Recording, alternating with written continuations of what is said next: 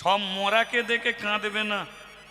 এরা বলল মরে গেলে কাঁদবো না, না মরে গেছে বলি কাঁদতে হবে, কাঁদতে নেই।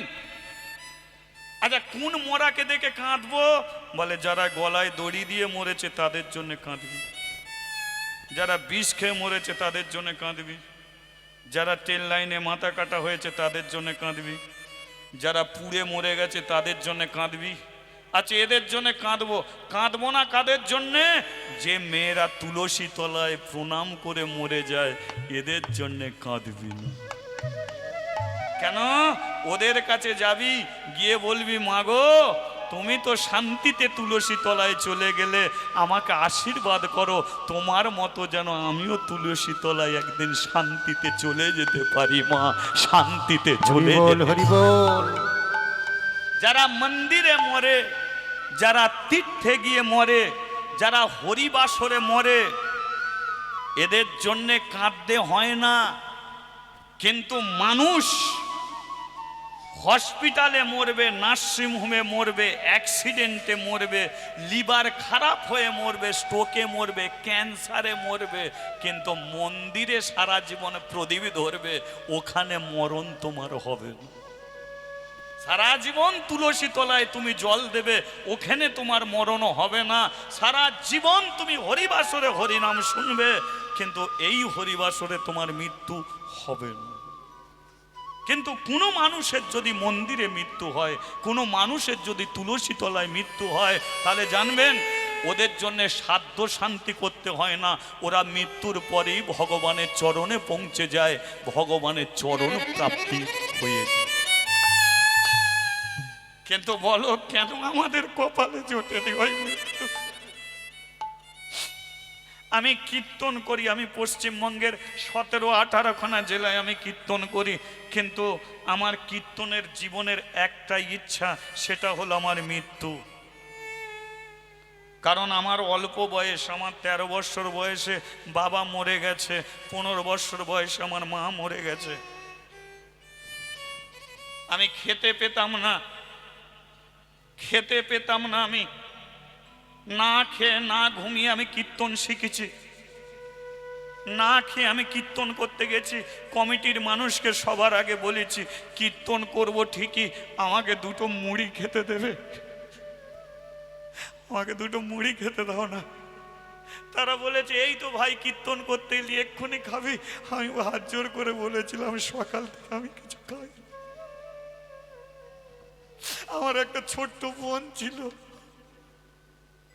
কোন রকমে একমাত্র ডাল ভাত নিয়ে এক থালায় খেতাম। আমি আমার বোনের মুখে দিয়ে তুলে বলতাম বোন তোর এত কষ্ট থাকবে না, দেখবি একদিন আমি খুব ভালো জায়গায় তোরে বিয়ে দেবো। সারা রাত্রি ধরে চোখের জলে কেঁদেছি ভগবান। আজকে ভগবান আমাকে এই জায়গায় দাঁড় করিয়ে দিয়েছে। আজকে আমি চারিদিকে কীর্তন করে বেড়াই। আমি বললাম এই অঘ্রাণ মাসে 25 তারিখ আমার মন্দির প্রতিষ্ঠিত হবে। আমি টাকা পয়সা নিয়ে শুধু আমি খাই না গো মা, আমি একটা মন্দির করেছি, সেই মন্দিরে ভগবানকে প্রতিষ্ঠিত করব। প্রভুজি যাবে কীর্তন করতে, আরো অনেক কীর্তনিয়ারা আছে, তারা কীর্তন করবে, হাজার হাজার মানুষ গিয়ে সেবা করবে। আমি যা করি ভগবানের জন্য করি। আমার কীর্তন শেষ হয়ে গেলে আমাকে 5 টাকা 10 টাকা করে যে দেয়, এটা আমি কোনোদিন পেটে খাই না, এও আমার তোলা থাকে। আপনি আজকে আমাকে 10 টাকা দিলেন, কিন্তু আপনার 10 টাকা নিয়ে আমি কেন পেটে খেতে যাব? আপনার 10 টাকা কোনোদিন যদি আমি ভগবানের সেবার কাজে লাগিয়ে দিতে পারি, অন্তত দূর থেকে তো ভগবান আপনাকে কৃপা করবে। তাই এ পয়সাও কোনোদিন আমি পেটে খাইনি, কারণ আমি জানি কোনোটাই আমার জীবনে নেই, কোনোটাই আমি নিয়ে যেতে পারবো না। জন্ম হয়েছে, আমার মৃত্যু হবে, আমি তো মরবো, আমি তো মরে যাব। মরে গেলে তো কিছু নিয়ে যেতে পারবো না, তাহলে আবার আমি মানুষ হব কি করে হব? আমি যদি ভগবানের চরণ তলে মরতে পারি, তাহলে ভগবান আবার আমাকে মানুষ করবে। তাই আমি যখনই কীর্তন করতে আসি ভগবানের কাছে একটাই প্রার্থনা করি, ভগবান তুমি কোনো হরিবাসরে আমার মৃত্যু দিয়ে দিও। আমি জানি না আমার যদি অন্য কোথাও মৃত্যু লেখা থাকে, কিন্তু তোমার নাম করি আমি, আমার জন্য শুধু এইটুকু কৃপা করো। তোমার নাম আমি করব, হরিবাসরে আমি মরব, কারণ হরিবাসরে হাজার হাজার সাধুগুরু বৈষ্ণব থাকে, তুমিও থাকবে। তুমি আমাকে নিয়ে চলো তোমার ধামে, আবার তুমি আমাকে মানুষ করো, আবার আমি হরিবাসরে আসব, আবার আমি একদিন দুহাত তুলে বলতে পারবো নিতাই গৌরে প্রেমানন্দে হরি বল হরি বল। তাহলে প্রতিটা মানুষকে প্রার্থনা করতে হয় মৃত্যুকে ভগবানের কাছে, কারণ ওটা আপনার জীবনে হবেই, কিন্তু আপনি মরবেন তো ভালো স্থানে গিয়ে মরুন। আজকে পূজারী ব্রাহ্মণ বলে উঠল, তাই আমি কাঁদছি না। কেন জানো?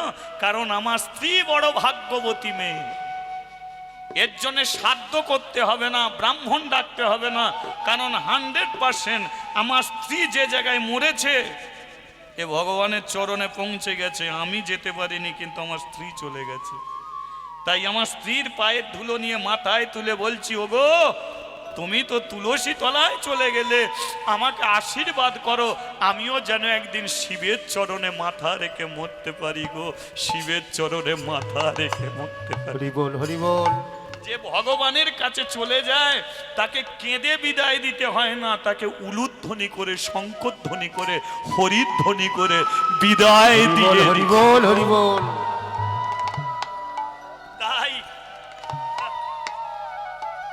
তাই তোরা কাঁদিস কাঁদ, আমি কাঁদছি না। এরা বলে উঠল, সত্যি ঠাকুর মশাই আমরা ভুল বুঝেছিলাম। আচ্ছা ঠিক আছে, কিন্তু গাছ তো কাটতে হবে, যা ওই গাছটা কাট। কাশীর সবচেয়ে বড় শ্মশান, যে শ্মশানে এক রাজা মরা পোড়াতো। রাজাটাকে আপনারা জানেন, যিনি হলেন দানবীর রাজা হরিশচন্দ্র। সেই কাশীর শ্মশানে মরা পোড়াতো, আর সেই কাশীর শ্মশানে সদ্গতি হচ্ছে কার? মাদ্রির মায়ের। নীল আকাশে একদিনে যাবি উড়ে, ওই কয়লারি ধোঁয়া, ওই না নীল একবার হরিধ্বনি দিতে হবে। যাবি উড়ে,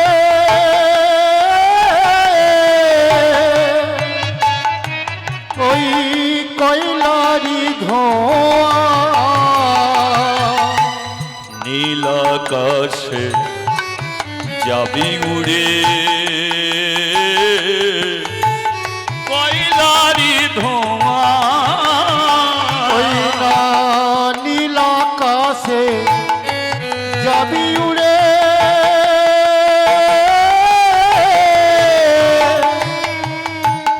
কয়লারি ধোঁয়া, ওরে পুড়বে রে তো সাদের দেহ, পূর্বে রে তোর সাধের দেহ, ওরে পুড়বে রে তো সাদের দেহ, উড়িবে রে তোর সাদের দেহ, যেদিনে যাবি শ্মশান তলা, নীল আকাশে যাবি উড়ে,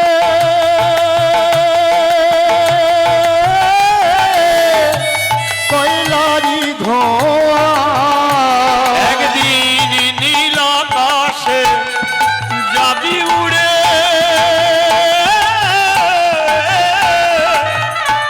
কয়লারি ধোঁয়া, ওই না নীল আকাশে যাবি উড়ে, কয়লারি ধোঁয়া, খড় মাটিতে কুমোর যেমন ঠাকুর গড়ে, রক্ত মাংসে দয়াল তেমন মানুষ গড়ে, খড় মাটিতে কুমোর যেমন ঠাকুর গড়ে, রক্তে মাংসে দয়াল তেমন মানুষ গড়ে ঘর মাটিতে কোমর যেমন ঠাকুর গড়ে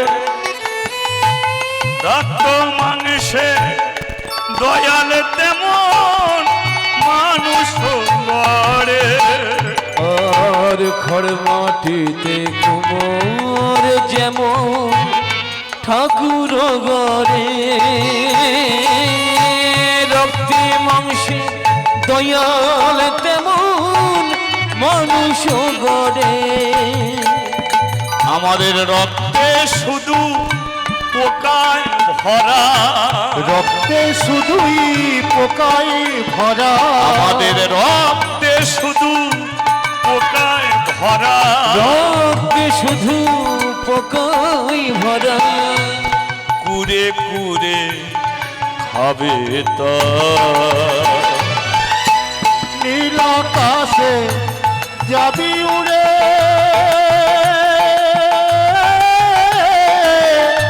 কয়লারি ধোয়া একদিন নীল আকাশে নীল আকাশে নীল আকাশে যাবি উড়ে একবার দু হাত তুলে। ওই না কয়লারি ধোয়া আচ্ছা আমি একটা সমস্যায় পড়ে আছি আর কি, সকাল থেকে আমি একটা সমস্যায় পড়ে আছি। তো আমি সমস্যার কথাটা কারো কাছে বলতে পারছি না, ভাবছি আপনাদের কাছে একটু বলবো কি সমস্যা, আমার সমস্যার কথাটা একটু জানাবো আর কি। সকাল থেকে এই নিয়ে খুব চিন্তায় পড়ে আছি, বলি নাকি আর কাকে বলবো, আপনারাই তো আছেন।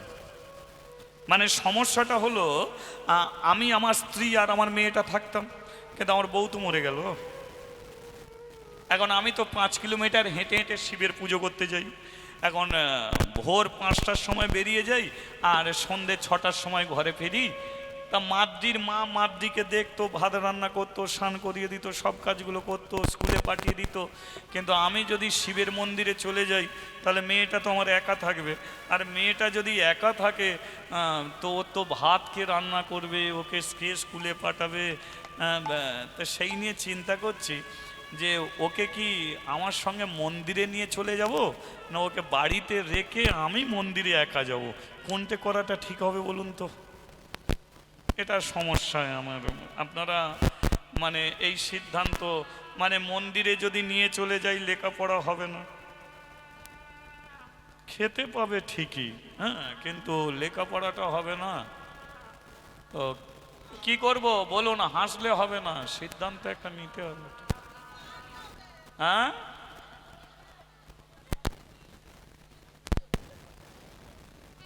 ও আমার সঙ্গেই নিয়ে যাব। আরে আমি তো পূজারী ব্রাহ্মণ, তো ঠিকই বলেছেন। মানে সিদ্ধান্তটা মানে ওকে মন্দিরে নিয়ে যাওয়াটাই ঠিক হবে তো নাকি, এই সিদ্ধান্তটাই, এটাই আমি ভাবছিলাম, কিন্তু মুখ ফুটে বলতে পারছিলাম না। যাক, আপনাদের সঙ্গে আমার মতের মিল আছে। কে তাহলে মন্দিরে নিয়ে যাই নাকি? হ্যাঁ, আয় ব্যাস, সিদ্ধান্ত নিয়ে নিল পূজারী ব্রাহ্মণ। তারপরের দিনকে মাদ্রিকে বলল, মাদ্রি এই দরজার সম্মুখে প্রণাম কর। ছোট্ট মেয়েটা প্রণাম করেছে, প্রণাম করে বলল এই মাটিটাকে মাথায় ধর। কেন বাপি? এই বাড়িতে আর কোনো দিনের জন্য ফিরবো না। তাহলে আমার বই খাতা ওগুলো আর দরকার নেই, চ যে কটা দিন বাঁচবো বাপ বেটি দুজনে মন্দিরে কাটিয়ে দেবো। মেয়েটা প্রণাম করে দাঁড়িয়ে আছে, আর পূজারী ব্রাহ্মণ সেই দরজার সম্মুখে মাথাটা রেখে বলে উঠল, হে আমার ছোট্ট ঘর, আমি অনেক কষ্ট করে আমি বানিয়েছিলাম, এ ঘরে বাস করবো না যখন, এ ঘর মাটির সঙ্গে মিশে যাবে। এই ঘরেই কচি কচি ঘাসের জন্ম নেবে, গাছপালার জন্ম নেবে। হয়তো আমার যে ঘর ছিল এটা গ্রামের মানুষ ভুলে যাবে, কিন্তু আমি কোনোদিন ভুলব না, কারণ এই ঘরেই আমার স্ত্রী ছিল, এই ঘরেই আমার স্ত্রী ভাত রান্না করতো, এই ঘরেই আমার স্ত্রী আমার মেয়েটাকে স্নান করিয়ে দিলে গা মুছিয়ে দিত। স্মৃতি তো জীবনে বেদনা দেয়, স্মৃতি জীবনে কষ্ট দেয়, তাই আমি চললাম। সেই ঘর চিরতরে ছেড়ে দিয়ে বাপ বেটি দুজনে চলে এলো শিবের মন্দিরে। আর শিবের মন্দিরে এসে বলে উঠলো, শোন মা, আমি যখন পূজা করব তখন মন্দিরের চাতালে গিয়ে বসবি। লক্ষ্য রাখুন, মাতজি বলে উঠলো, তুমি পূজা করবে, আমাকে নিয়ে এসেছো, আমি পূজা দেখব।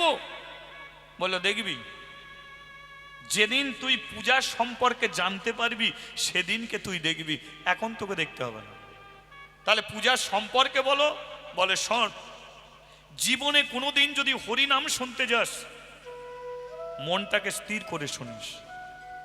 জীবনে কোনোদিন যদি রান্না করিস মনটাকে স্থির করে রান্না করবি। জীবনে যা করবি মনকে স্থির করে করবি। মন যদি চঞ্চল হয়ে যায় তাহলে জীবনে কোনোদিন তুই কোনো কাজে উন্নতি করতে পারবি না। আপনি রান্না করবেন, আপনার মন চঞ্চল, আপনি তরকারিতে দুবার নুন দেবেন, ভালো জিনিসটাকে আপনি নষ্ট করে ছেড়ে দেবেন। আপনার বাবার কাছ থেকে চিৎকার চেঁচামেচি করে আপনি দামি একটা বাইক কিনেছেন, বাইকে বসেছেন, আপনার মন চঞ্চল, আপনি অ্যাক্সিডেন্ট করে বাড়ি যেতে পারবেন না, হসপিটালে ভর্তি হবে। আপনি মন চঞ্চল নিয়ে হরিনাম শুনবেন, কৃষ্ণ নাম শুনবেন, ও আপনি এদিক ওদিক তাকাবেন, এ হরিনাম আপনার কাজে লাগবে না। প্রদীপ জ্বালুন তো ভক্তিতে জ্বালুন, ধূপ জ্বালুন তো ভক্তিতে জ্বালুন, খেতে যদি দেন তো ভক্তিতে দেন, সাধুগুরু বৈষ্ণবকে যদি দান করেন তো ভক্তিতে দেন, বাড়িতে ভিখারি এলে যদি এক গ্লাস জলই তাকে দেন অন্তত ভক্তিতে তাকে এক গ্লাস জল দেন। কারণ ওর জলটা প্রয়োজন আছে। আপনার টাকা আছে বলে এক গ্লাস ঘি ওকে দেবেন, ওর পিপাসা মিটবে না। তাহলে এক গ্লাস জল দেবেন, ভক্তিতে দেবেন। ঠাকুর ঘরে প্রদীপ জ্বালবেন, ভক্তিতে জ্বালবেন। কে বলেছে 24 ঘন্টা ওর কাছে পড়ে থাকতে হবে? আপনি 2 মিনিট থাকুন, ভক্তিতে থাকুন। এবার তুই মা, আমি পূজা করব, আর তুই কি করবি? এখানে ছটপট করবি, ওখানে ছটপট করবি, সেখানে ছটপট করবি, তাহলে এটা আমার চঞ্চল মন তৈরি হবে, তাই পূজা হবে না। তাই আমি যতক্ষণ পূজা করব ততক্ষণ তুই মন্দিরের চাতালে গিয়ে বসবি। বাবা, মন্দিরের চাতালে আমি একা বসে থাকবো? একা নয়, কাশিগ্রামের বউ ঝিয়েরা সবাই মন্দিরে আসবে, তারা এসে তালি দিয়ে হরিনাম করবে, তুই তাদের সঙ্গে হরিনাম করবি। বলে, তাহলে আমি পারবো। বাবা, তাহলে পূজা করো। এবারে পূজারী ব্রাহ্মণ পূজায় বসলো। কাশিগ্রামের বউ ঝিয়েরা মন্দিরের চাতালে এলো, আর মাদ্রি তাদের সঙ্গে হাতে তালি দিয়ে হরিনাম করে গেল। আপনারা একটু করবেন, মানে মাদ্রির সঙ্গে করবেন, একটু অসুবিধা নেই তো? অনেক রাত হয়ে যাচ্ছে নাকি? চলো। রাধে কৃষ্ণ গোবিন্দ গোপাল বল, রাধা রমণ হরি হরি হরি বল।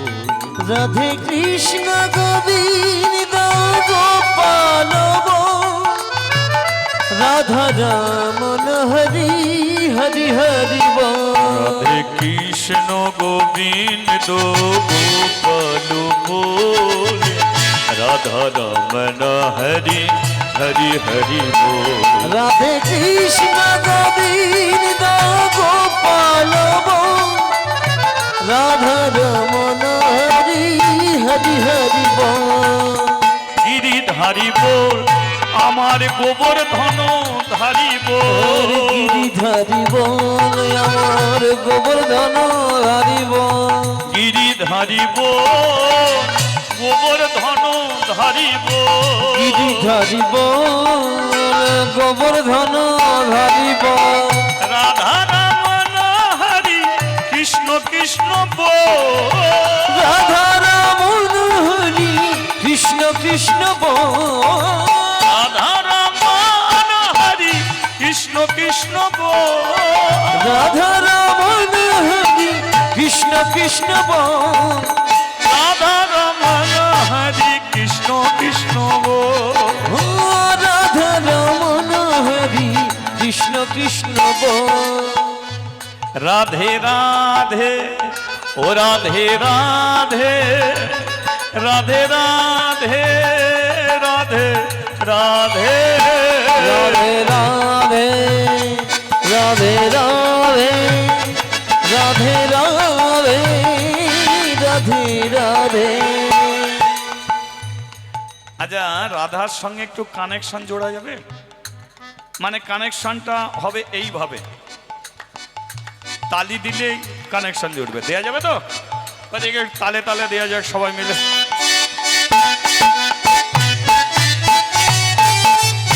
হরি বল, হরি বল।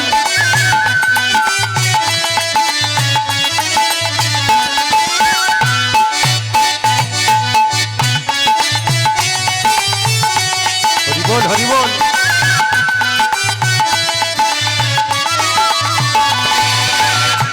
একটু উলুক ধ্বনি।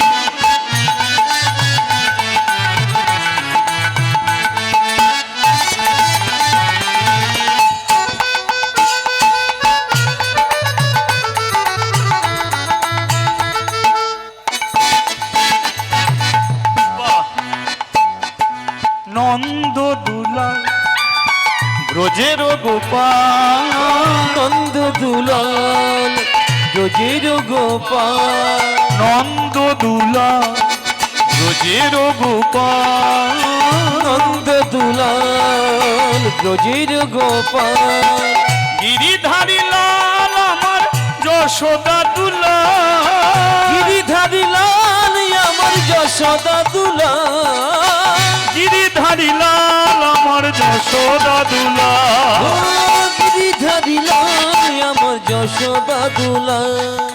প্রেম এসে বলো রাধে রাধে। আচ্ছা, মুখে একটু রাধা নাম করলে মুখ ব্যথা হবে না তো? করা যাবে? কিন্তু কানেকশনটা অনেকে ছেড়ে দিয়েছে, তাই আরেকবার ধরো, আরেকবার।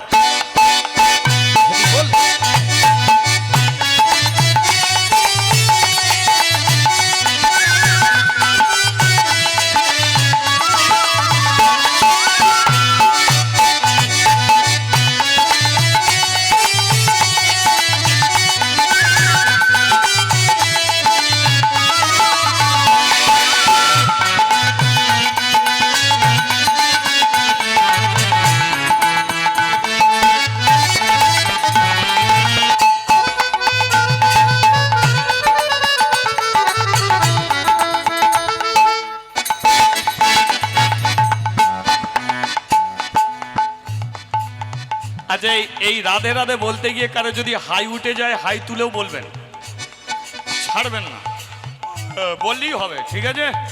প্রেম এসে বলো রাধে রাধে। তোরা বন্ধ কর। আবার আমরা কালকে মেদিনীপুরে গিয়ে বলবো, কি আপনারা আর কোথা বলবেন? আজকেই তো বলাটা শেষ হবে, তাই নাকি? তাহলে আপনারা বলে নিন, হ্যাঁ? প্রেম এসে বলো, ভাব এসে বলো, মান এসে বলো, तन से बोलो, दिल में बोलो, सांस में बोलो, आग में बोलो, सामने बोलो, पीछे बोलो, राधे राधे, दाएं बोलो, राधे राधे, बाएं बोलो, राधे राधे, चलते चलते, राधे राधे, बोलते बोलते, राधे राधे, खेते सूते, राधे राधे, उठते जागते, राधे राधे, मेरे काका बोलो, राधे राधे, काकी बोलो, राधे राधे, दादा बोलो, राधे राधे, दीदी बोलो, राधे राधे, भाई बोलो, राधे राधे, बहना बोलो, राधे राधे, ऐसे बोलो, राधे राधे, ये बोलो, राधे राधे, हाथ तूले। राधे राधे। আচ্ছা আচ্ছা আচ্ছা, কিছুক্ষণ হাত যদি ওপরে থাকে খুব সমস্যা হবে না তো? চলো।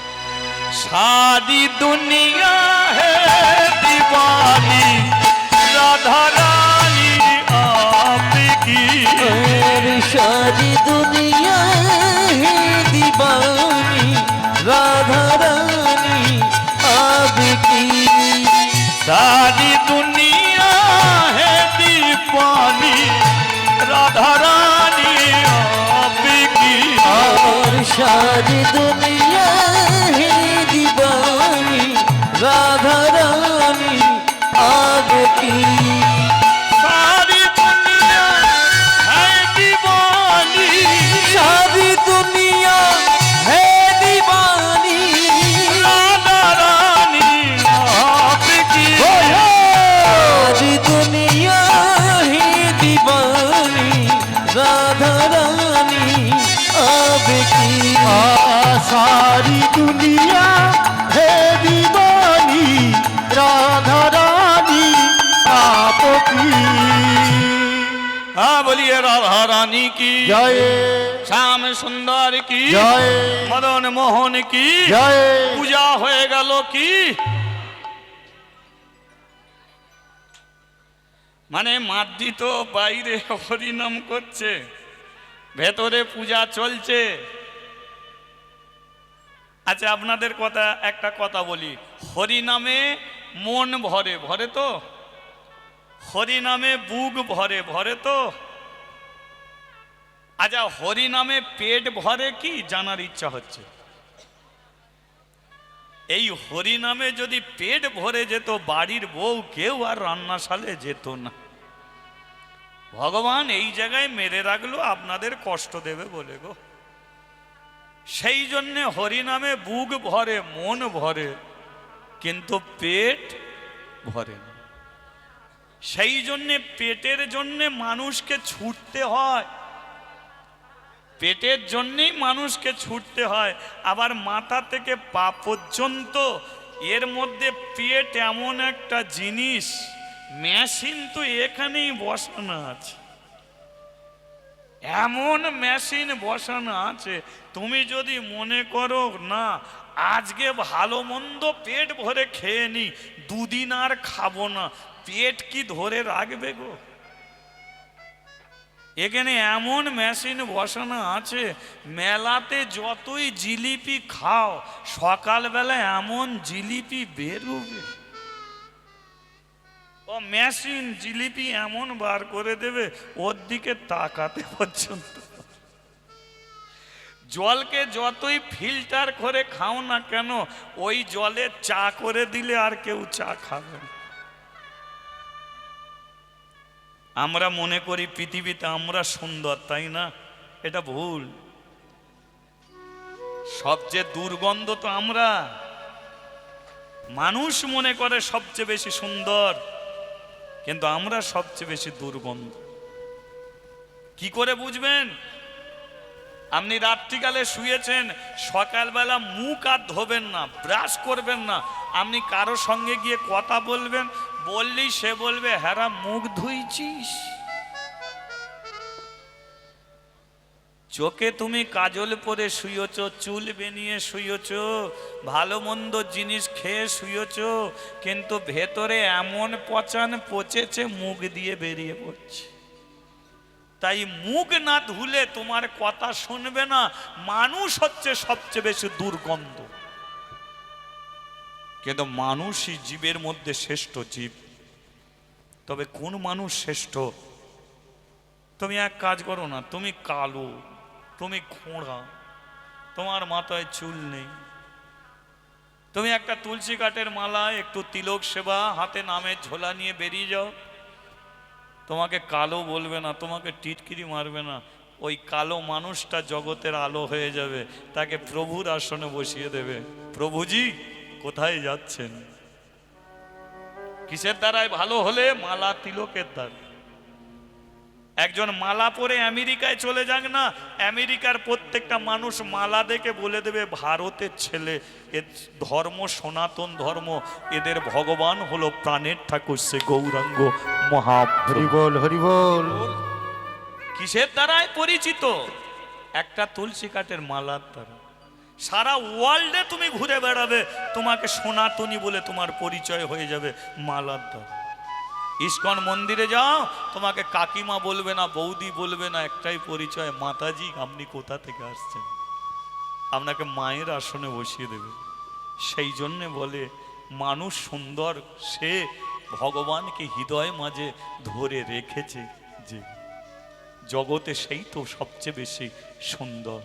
শ্যাম্পু সাবানে সুন্দর হওয়া যায় না, একটা তুলসী কাঠের মালাতে মানুষ সুন্দর হয়ে যায়, প্রভুর আসনে বসে যায়, মায়ের আসনে বসে যায় একটা তুলসী কাঠের মালার দ্বারা। বলি একবার রাধা মাধব কি জয়। পুজো হয়ে গেল কি। ও বৌদি কাকিমা শোনো, তোমরা তো বাড়ি থেকে কিছু না কিছু খেয়েছো, আর বাবা আমাকে টেনে নিয়েছে। আমি বললাম কি খাবো? বাবা বলেছে পূজা হয়ে গেলে পূজার প্রসাদ ওদের ঘরে দেব, তারপরে তুই আমি খাবো। আমার পেট জ্বলছে, বিকেল 3টের ঘরে চলে গেল, এখনো পর্যন্ত বাবার পুজো শেষ হচ্ছে না, দরজা বন্ধ করে আছে। এরা বলল তোর বাবা তোর হরিনাম শুনছে, পুজো করতেই ভুলে গেছে, যা দরজাটা খুলে তোর বাবাকে ডাক। মাদ্রি এসে দরজা খুলেছে, আর দরজা খুলি আবার হেসে, হাসছিস কেন? দূর, বাবা হরিনাম শোনেনি, বাবা তো ঘুমাচ্ছে।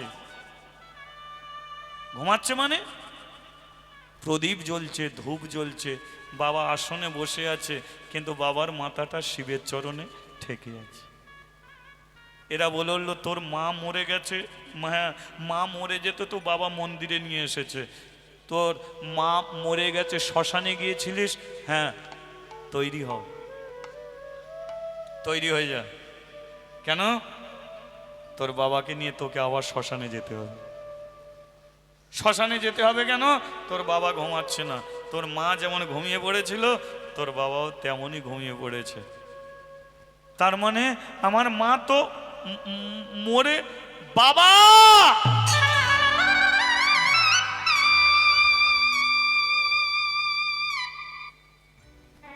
এই পৃথিবীতে যার বাবাও নেই, মাও নেই, তার মতো অনাথ দুনিয়াতে আর কেউ নেই। আমি মায়েদের বলছি, বিয়ের পরে মেয়েরা স্বামীকে নিয়ে বারে বারে বাপের বাড়ি যাবার ইচ্ছা প্রকাশ করে। চলো না একটু বাপের বাড়ি ঘুরে আসি, চলো বাপের বাড়ি ঘুরে আসি। কিন্তু নিজের বুকে হাত দিয়ে বলুন তো, বাপের বাড়িতে বাপ মা মরে গেলে আর যাবার ইচ্ছা জাগে কেন? ওখানে তো দাদা আছে, বৌদি আছে, ভাইপো আছে, ভাইজি আছে, সবই তো আছে। কেন তুমি বাপের বাড়ি যাও না? কারণ আজ যেতে ভালো লাগে না।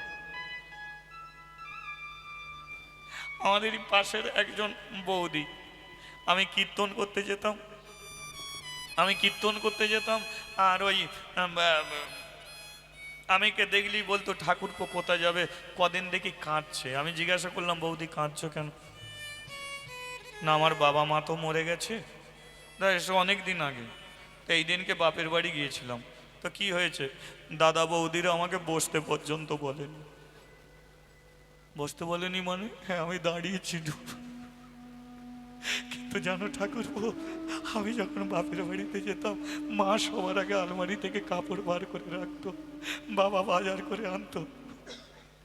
এখন ওই বাড়িতে আমাকে বসতে আর কি বলেনি, তাই ওই বাড়িতে আর আমি যাবো না ঠাকুরপো। মানুষের মৃত্যু কখন কিভাবে আসে কেউ জানে না। কিছুদিন আগে ফেসবুকে একটা জিনিস আপনারা দেখেছেন, আমাদের গ্রামে ঘটেছে। 3টে বাচ্চা ছেলে 10 বছরের ভেতরে একই সঙ্গে জলে ডুবে মরে গেল। আপনারা হয়তো অনেকে দেখেছেন উলুবেড়িয়ার ঘটনা। আমাদের গ্রামে, বহিরা আমার গ্রাম, ওই গ্রামে ঘটেছিল। মানে ড্রাইভার গাড়িটাকে স্টার্টে রেখে একটা ছেলেকে নামাচ্ছিল। গাড়িটা চলছিল, একটা স্টার্টে ছিল, নামাচ্ছিল, আর পিছনে 5টা ছেলে বসছিল, ছেলে মেয়ে করে। হঠাৎ একটা ছেলে গিয়ারে হাত দিয়ে দেওয়ার সঙ্গে সঙ্গে সাইডে একটা পুকুর ছিল, সেই পুকুরে গাড়িটা পড়ে যায়। 2টো ছেলে কোনো রকমে বেরিয়ে আসে, 3টে ছেলে আর বেরিয়ে আসতে পারেনি।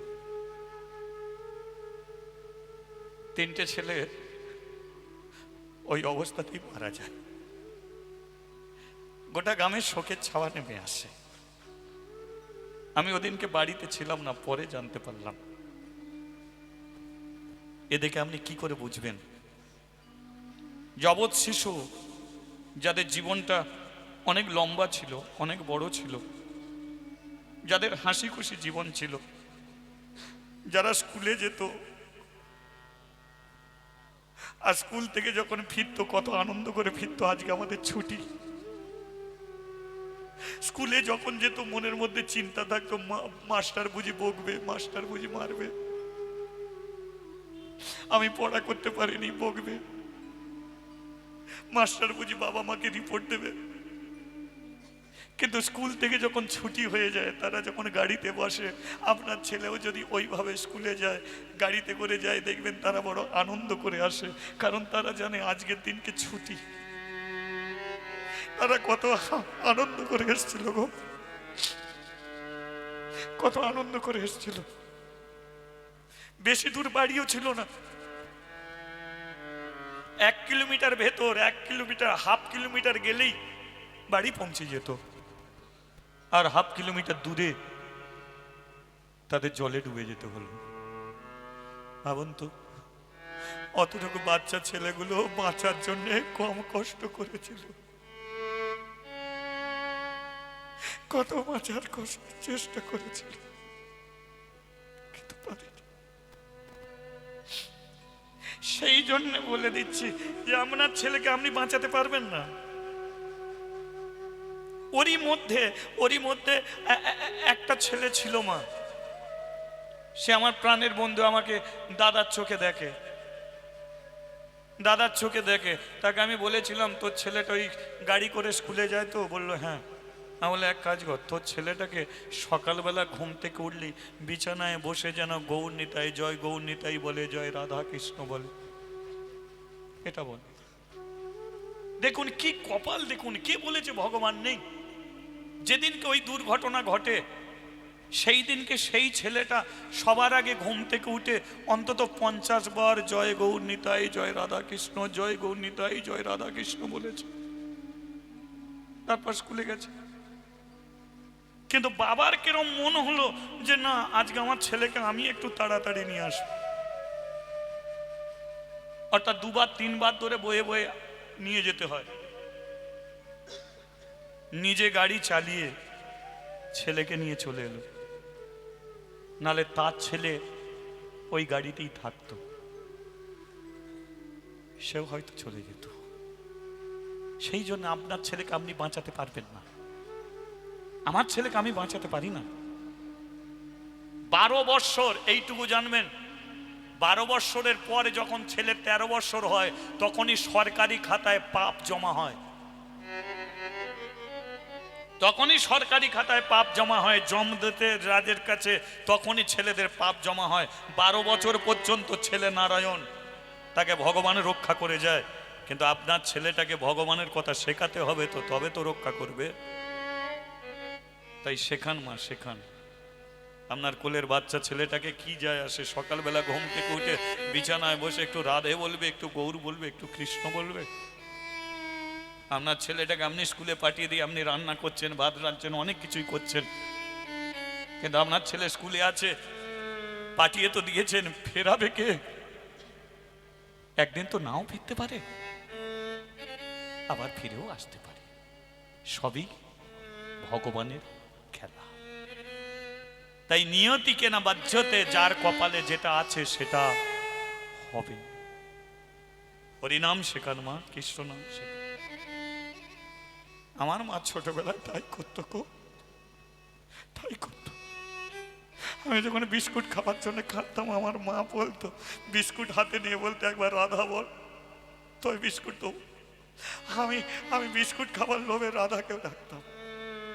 বাবা লজেস নিয়ে দেখাতো, খাবি? আমি বলতাম হ্যাঁ খাবো, ছুটে যেতাম, গিয়ে বলতো জয় নিতাই বল, তো দেবো। লজেস খাবার লোভে সেটাই খেতাম।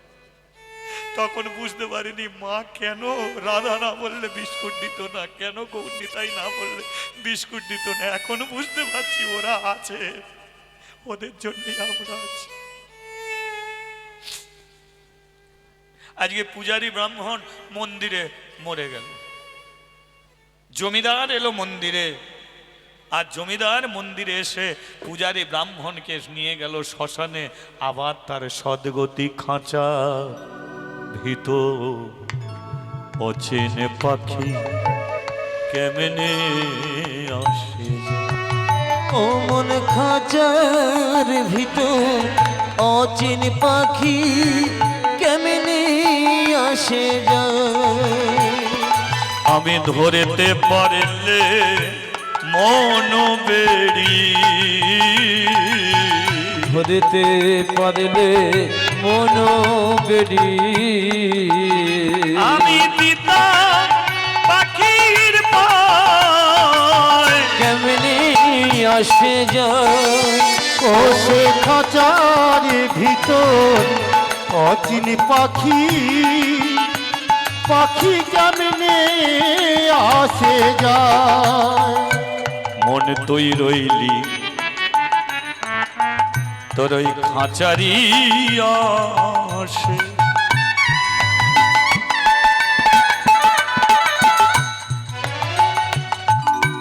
খাঁচারে তো কাঁচা বাসে, ও মন তুই রইলি খাঁচারি আসে, কাঁচা যে তোর কাঁচা বাসে, আমাদের একদিন খাঁচা ভাইরে যাবে খসে, একদিন খাঁচা যাবে খসে, ওরে লালন ভেবে কয়, কেমনি আসে একবার হরিধ্বনি দেয়া যায়। কোষে খাঁচার ভিতর অচিন পাখি, পাখি কেমনে আসে যায়। আমাদের আছে পোষা পাখি, হরিবল হরিবল। আছে এ পাখি, তোমারও আছে আমারও আছে। এ পাখি আমাদের নিজের তো নয় গো, তাই পাখি তো ধরা থাকে না। পাখির যখন সময় হয়ে যায় সে তো কারো কথা শোনে না।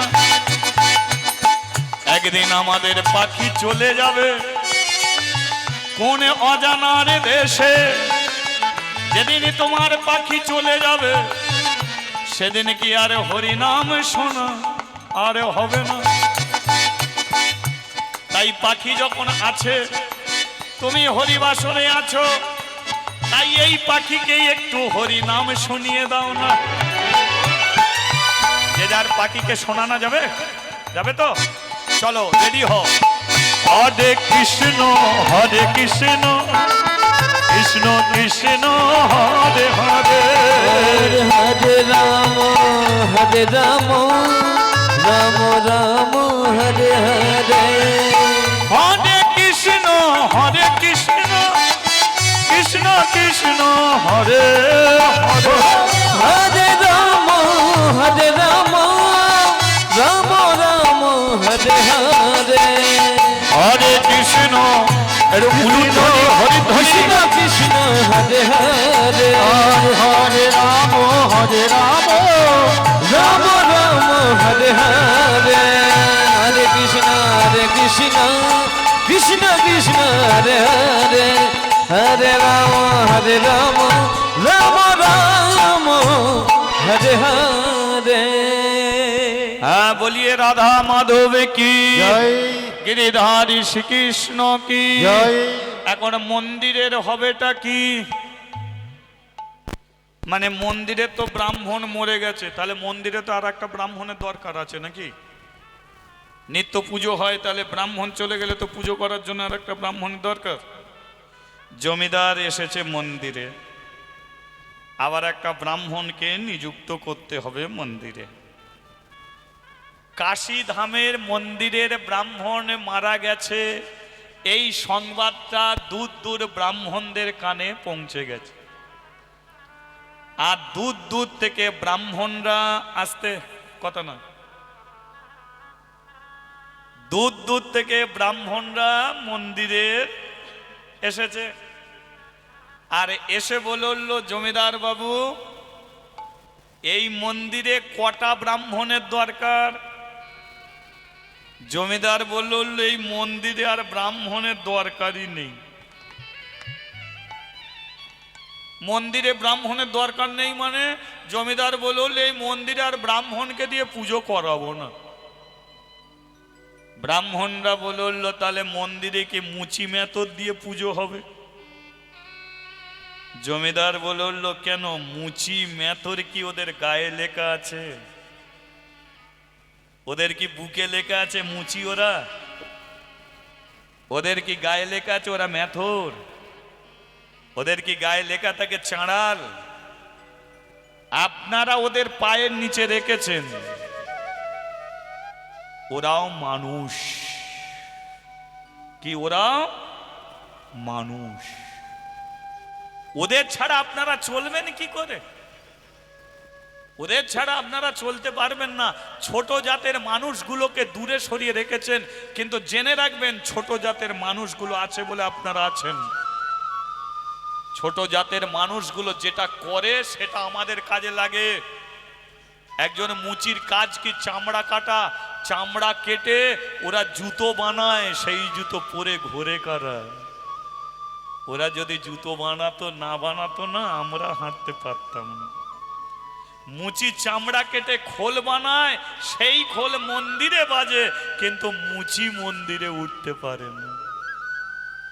একই দুর্গা মঞ্চে ঢাক বাজাচ্ছে, ব্রাহ্মণ আরতি করছে, আরতি শেষ হয়ে গেলে ব্রাহ্মণকে প্রণাম করে যায়, মুচির ছেলেকে প্রণাম করে যায় না। কিন্তু ওরা যদি ঢাক না বাজাতো ব্রাহ্মণদের কোনোদিন আরতি হয় না। সেলুনে যারা চুল কাটে তারা নাপিত, আর চুল কেটে কারা উত্তম কুমার হচ্ছে ভাই? ওরা চুল কাটা বন্ধ করে দিলে বন মানুষ হতে বেশি দিন লাগবে না। হ্যাঁ, আজকে সেলুন দোকানে গিয়েই তো ছেলেদের জোর, চেয়ারে বসেই বলে এদিকটা নীল করে দাও, এদিকটা লাল করে দাও। হরি বল হরি বল। কালো চুল নীল লাল রকম করে দিচ্ছে। আবার এক প্রকারের মানুষ আছে কালো চুলে একটা সাদা মারলেই আবার গিয়ে কলপ চাপিয়ে দিচ্ছে। ওরে ভাই, যতই কলপ দিস না কেন 2-4 দিন কালো থাকবে, কিন্তু পরে সাদা হয়ে গোঁজা মারবি। বলো ওরা নাপিত, ওরা ছোট জাত, কিন্তু ওদের কাছে আমরা যাই। বাড়ির লোক মরে গেলে ওদের ডাকি, নখ চেঁচে দিলে তবে তুমি ভালো মন্দ আবার খাবে। আপনারা বললেন কি করে মুচি মেথর? ওদের কি যোগ্যতা নেই পুজো করার? শুনুন, বিতর্কে যাব না। এই মন্দিরে আমি কোনো ব্রাহ্মণকে দিয়ে পূজা করাবো না। ব্রাহ্মণরা বলল তাহলে মন্দিরে পূজা করবে কে? আজ থেকে মন্দিরে একটা মেয়ে ছেলে পূজা করবে। মেয়েটাকে মাদ্রি এদিকে সামনে দাঁড়া, আজ থেকে এই মেয়েটা পুজো করবে, শিবের পুজো করবে। এই পূজারী ব্রাহ্মণের মেয়ে, বয়স হলো 5 বছর, নাম হলে মাদ্রি। মাদ্রি আজ থেকে শিবের পুজো করবে। ব্রাহ্মণরা বলল মেয়েরা অসুচি। জমিদার বলল মেয়েরাই সবচেয়ে সূচি, আপনারা মেয়েদের মন্দিরে উঠতে দেননি। আস্তে কথা নয়, মেয়েরাই সবচেয়ে সূচি। প্রমাণ আমি দেব। বলুন, সত্যযুগে নারায়ণের স্ত্রীকে লক্ষ্মী, নারায়ণ ভগবান তার স্ত্রী লক্ষ্মী। আচ্ছা, সমাজের মানুষ নারায়ণ লক্ষ্মী বলে না লক্ষ্মী নারায়ণ বলে? কি বলে? তাহলে প্রথমে চেয়ারে কারা বসে আছে? লক্ষ্মী, তারপরে ভগবান। তেতা যুগে বলা হয় সীতারাম, কে বসে আছে? সীতা, তারপরে দাপর যুগে কৃষ্ণ রাধা বলে, তো আপনারা জানেন রাধা কৃষ্ণ, তাহলে কে বসে আছে? রাধা। তাহলে 3 যুগ ধরে কারা আছে? নারী শক্তি, মেয়েরা তো বসে আছে। আর এরা বলল মেয়েরা অসুচি। আপনারা যে মন্দিরে পুজো করেন, পূজার নামগুলো যে দিয়েছেন সবগুলোই তো মেয়েদের নামে আছে। বলুন, মন্দিরে সন্ধ্যা দেওয়া হয় তো সন্ধ্যা কাদের নাম হয়? মেয়েদের। মন্দিরে আরতি করা হয় তো আরতি কাদের নাম হয়? মেয়েদের। মন্দিরে পুষ্পাঞ্জলি দেওয়া হয়, অঞ্জলি কাদের নাম হয়? মেয়েদের। মন্দিরে সাধনা করা হয় তো সাধনা কাদের নাম? মেয়েদের। মন্দিরে বন্দনা করা হয় তো বন্দনা কাদের নাম? মেয়েদের। তাহলে সব তো মেয়েদের নামে আছে, ছেলেদের নামে ঘন্টা ছাড়া আর কিচ্ছু নেই। খুঁজে পাবে? তাও বাইরে ঝোলা না থাকে, ঢং ঢং করে নেড়ে দিয়ে দেবো। আর এরা বলে মন্দিরে মেয়েরা উঠবে না। ভারতবর্ষের মাটিতে যত নদী আছে কাদের নামে আছে? গঙ্গা, যমুনা, সরস্বতী, নর্মদা, কাবেরী, তিস্তা, কালিন্দী, কৃষ্ণা, কাদের নামে? সব তো মেয়েদের নামে, তাই তো? তাহলে বলুন, এরা মেয়েদের মন্দিরে তোলেনি, অসুচি বলে দূরে সরিয়ে রেখেছে, কিন্তু মেয়েরাই হলো সবচেয়ে সূচি। দাপর যুগে দ্রৌপদীর কাপড় খুলে নিতে চেয়েছিল বলে কৃষ্ণ কুরুবংশ ধ্বংস করেছে। ত্রেতা যুগে রাবণ সীতার চুলের মুঠি ধরেছিল বলে রামচন্দ্র হয়ে রাবণকে মেরেছিল। আর এদের ঘরে অসুচি বলে মন্দিরে তোলে না।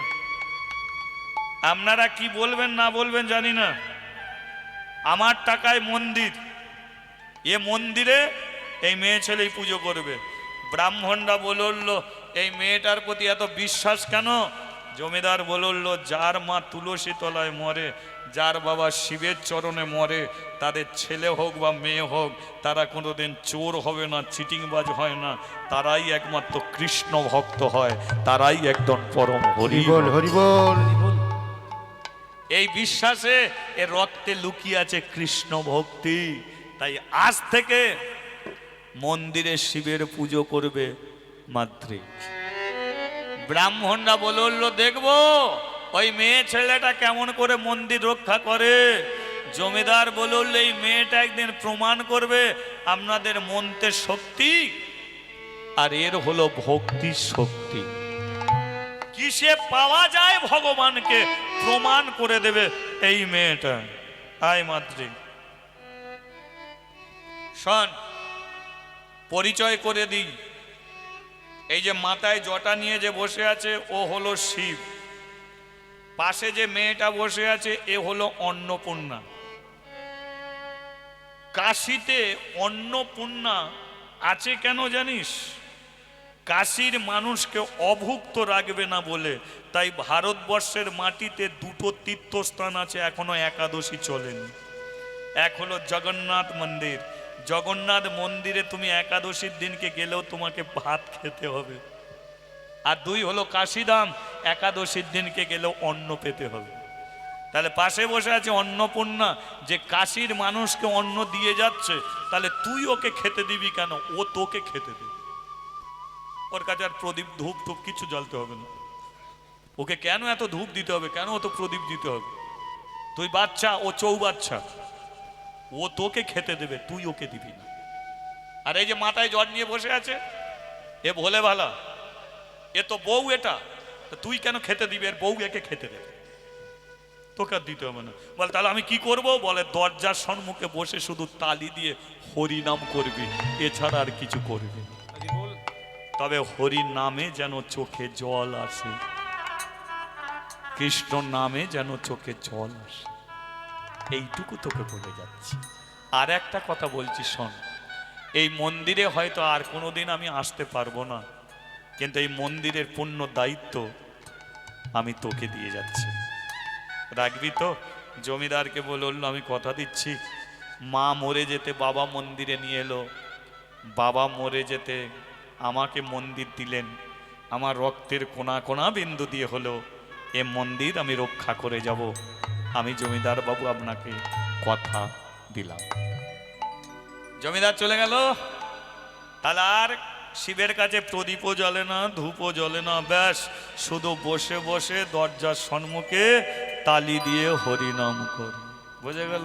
শুধু হরিনাম, তাই না? একবার আসিয়া দেখা দাও হরি, একবার আসিয়া দেখা দাও রে, একবার আসিয়া দেখা দাও হরি, একবার আসিয়া দেখা দাও রে, অগোচরণ ধরি বৃন্দাবন বিহারী, বৃন্দাবন বিহারী। নন্দ দুলাল গিরিধারী লাল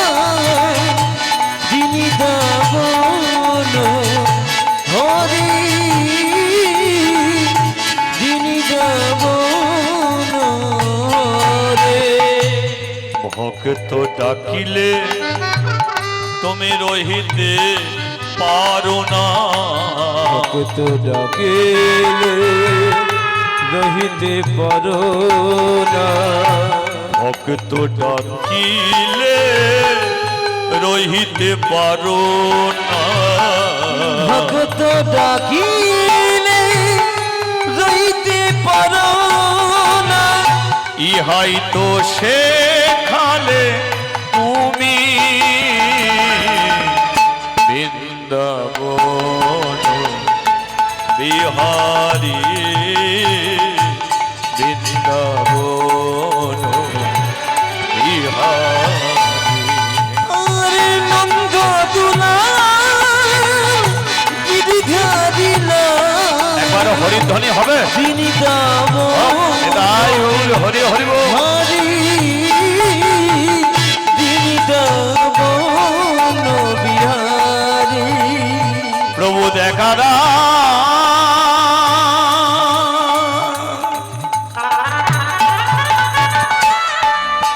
প্রভু দেখারা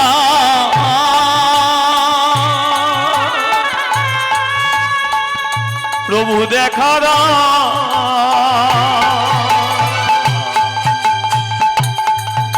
দেখা দাও, দেখা দাও, দেখা দেখা দাও। 5, 10, 15, 20 মেয়েটার বয়স কত হয়েছে? 20 বছর।